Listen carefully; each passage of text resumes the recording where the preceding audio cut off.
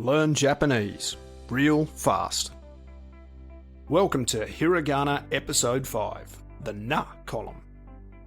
な、に、ぬ、ね、の。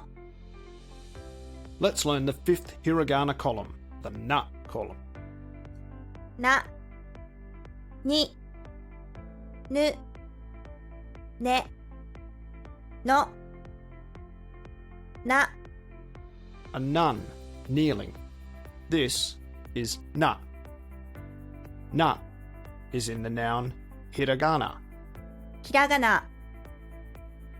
And remember ga and ka, に、 needle and pins.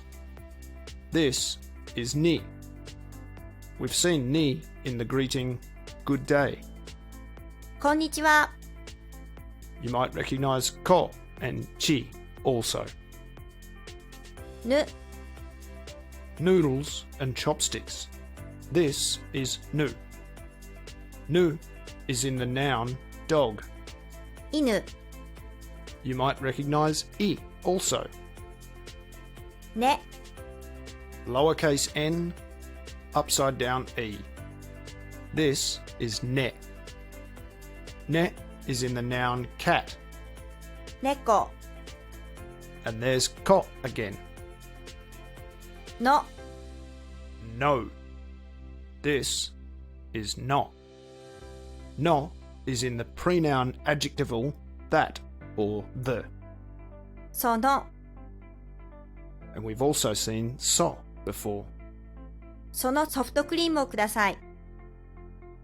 そのソフトクリームをください。な、に、ぬ、ね、の。な、ひらがな。に、こんにちは。ぬ、犬。ね、猫。の、その。 Well, that's it. The na hiragana column and a few more new words. その猫がかわいい。その猫がかわいい。 Click like if you liked it. Thumbs down if you didn't. We hope these videos are helpful, and if you'd like to see more, please subscribe to and share the channel. Thanks for watching. See you next time. じゃあね。